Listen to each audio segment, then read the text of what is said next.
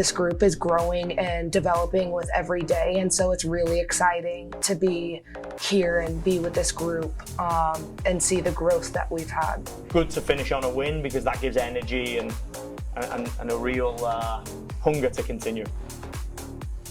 All right, welcome to Denver Summit FC Pitchside. I'm Lionel Bienvenu along with Brady King and Nick Rothschild. And yeah, you heard it. They went into the break with a victory. We've reached the World Cup break for the NWSL guys. No matches for the next month, but I tell you what, going into the break with a bang, beautiful. A victory on the road against Racing Louisville.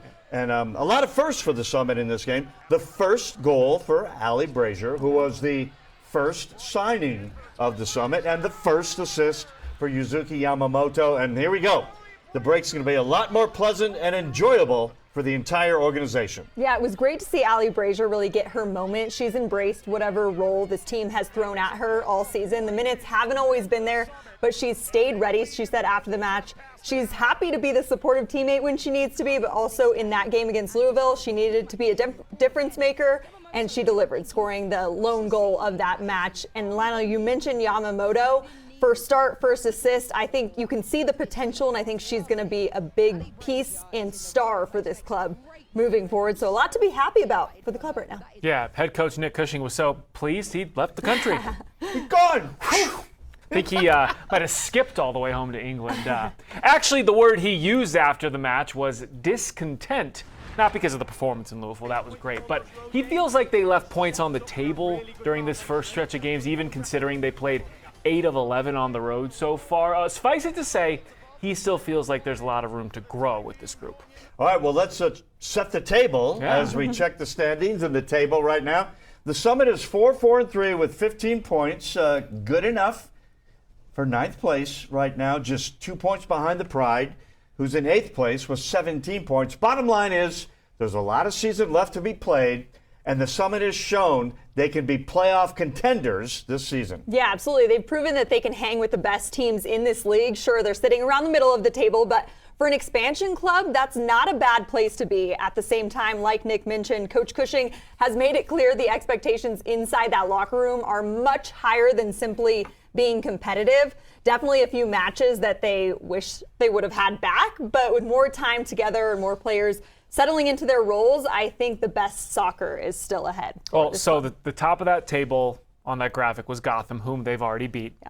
They probably should have beat Washington, should have beat Utah, should have beat San Diego, top teams. So it's not like they're going to be scared facing anybody in this league going forward. And by the way, their best player has yet to touch grass in Colorado.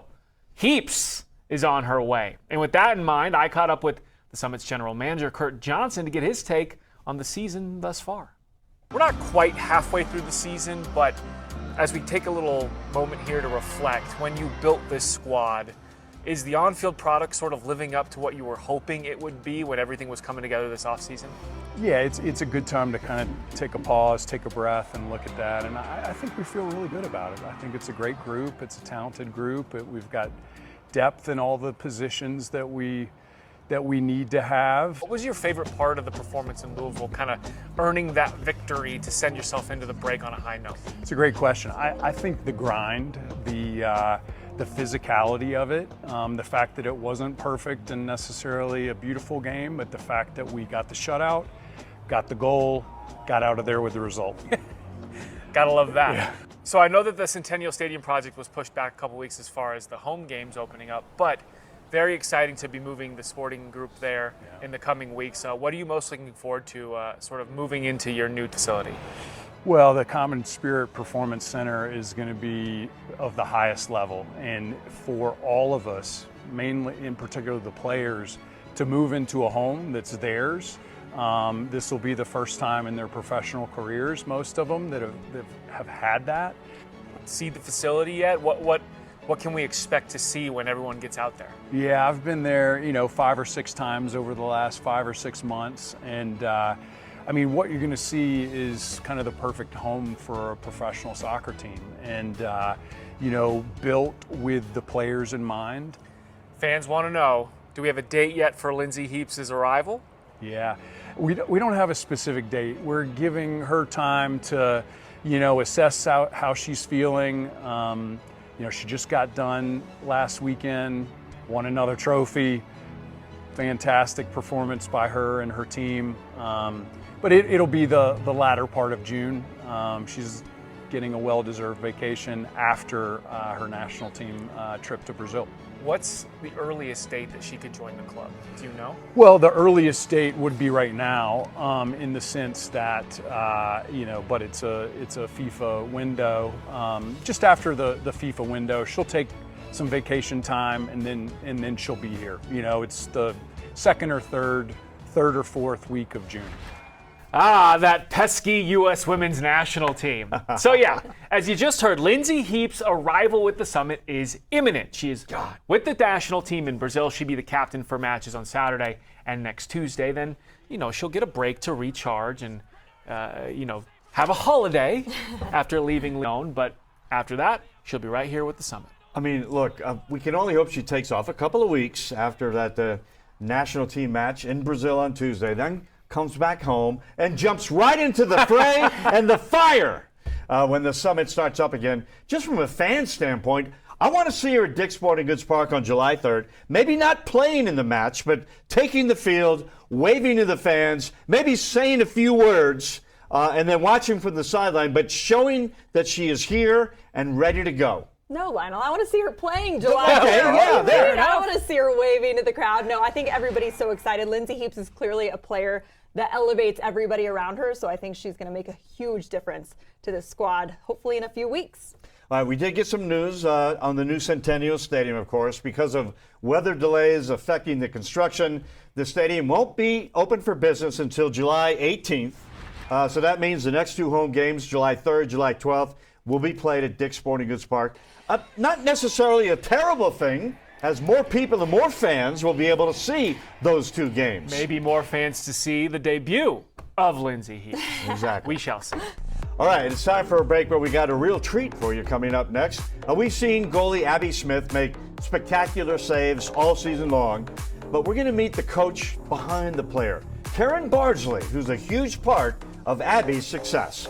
That's next on Pitchside. Welcome back to Denver Summit FC Pitchside, and the club is on break right now for the World Cup.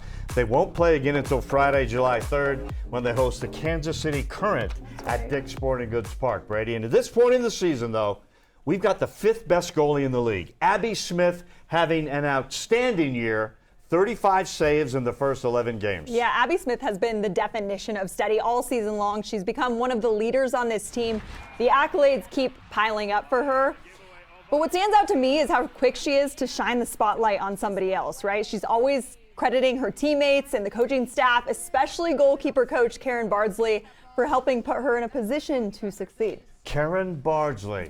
Yes, and our Nick Rothschild had a chance to go out and talk to Karen, and what an outstanding addition to this coaching staff, Nick, to help Abby Smith become one of the best in the league. Well, here's the situation, Lionel. Bardsley is a decorated keeper in her own right.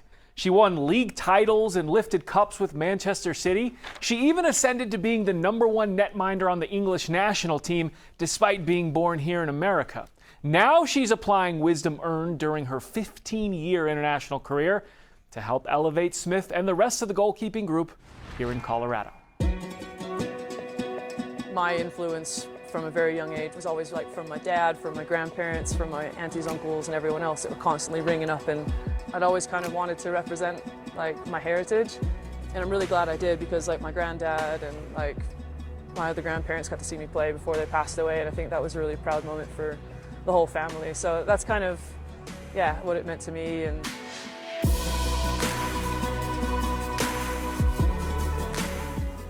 Born in Southern California, Bardsley chased her soccer dreams back to her family home. Leader of the English national team, and eventually goalkeeper at Manchester City, where she met the head coach that would become her mentor, Nick Cushing. Do you remember what those early days were when you first met him, and what sort of stuck out about his absolutely, yeah. He's not changed. You know, we've known each other for like 14, 15 years, and you know, he's still the same guy he was when he was coaching me. And I think like just what he brings is a real passion and a desire and an enthusiasm that's really infectious. And you know, being around him all the time, like you just want to continue to develop and push yourself as a person, as a coach, but then also you can see that the players are like latching onto it. And so, yeah, I'm just really pleased, you know, that he's kind of opened the door and asked me to come in and help out, because it's been so great to be reunited. It takes a certain mentality to be a goalkeeper. How do you explain that to someone who maybe doesn't understand? In a nutshell, like, we are on the pitch to kind of ruin the game, if you know what I mean, because everyone wants to see goals, don't they, right? And we're there to, you know, single-handedly stop that from happening. So we take a lot of pride in upsetting the opposition. What's the single best piece of goalkeeping advice you've ever received?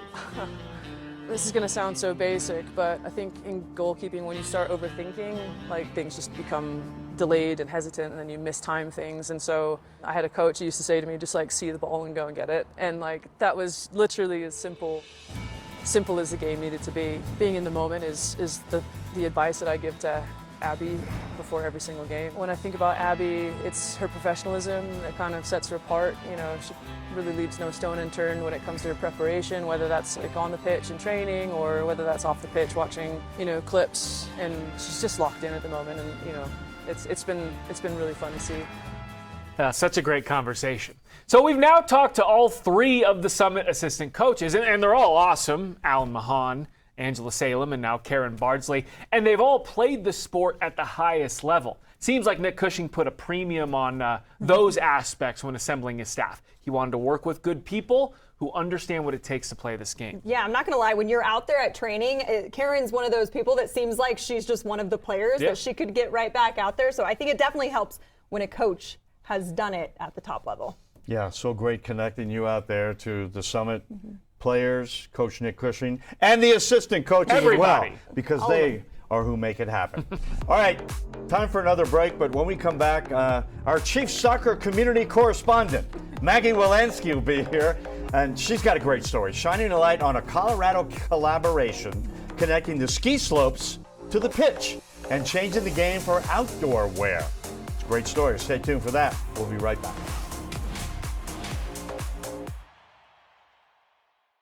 Welcome back to Pitchside. And every week we bring you the latest and the greatest with the Summit FC players and Coach Nick Cushing and the GM too.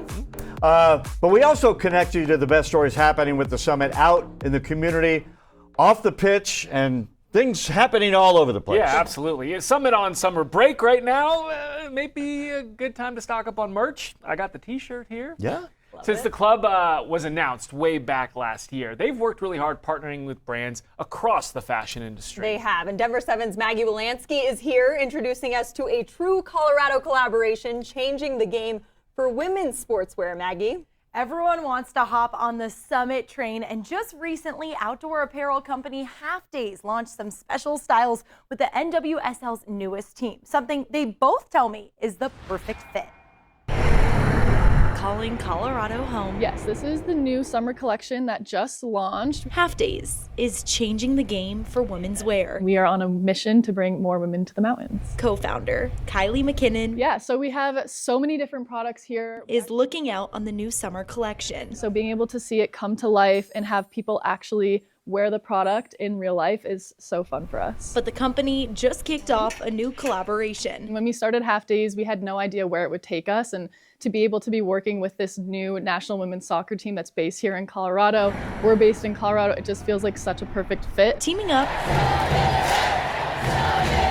with Denver Summit FC. We just wanted to mock up like how the execution of the patch would look on the actual material. Connecting slopes and soccer. So we're always inspired by the summit and the outdoors, and so it's just trying to figure out how to combine the two in a visual way. For this Colorado crossover. It's great. It's super comfy. We love it. We love a full zip too. Kaylee Cohen with Denver Summit knows fans can't get enough of their gear. Just every piece of merch that we've launched to date kind of seems to fly through the racks pretty quickly, and this one is no exception. Behind the pieces is a bigger story. It was a perfect combo, and I think Half Days is so Colorado, Denver Summit is so Colorado, so just really made so much sense for the brands to live together. The two scoring big, So this is our very first local collab, and we do have a couple more coming this year. proving Colorado brands belong together. Just made sense to be the partner for this launch. There's no better like women-owned brand in Colorado, and so it just felt like a really natural partnership.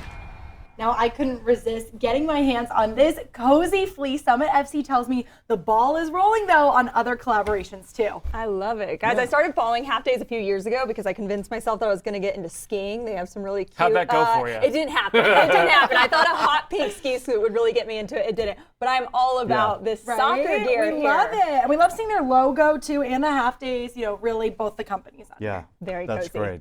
Maggie, thanks. Great story. And really the perfect Colorado connection. Yes.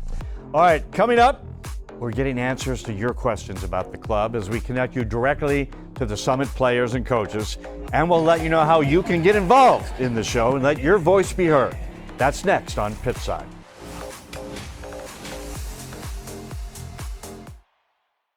Welcome back to Denver Summit FC Pitchside. I'm Lionel Bienvenu along with Brady King and Nick Rothschild. And as we heard from Nick and GM Kurt Johnson earlier in the show, we're looking forward now to the arrival of Captain Lindsay Heaps after the World Cup break.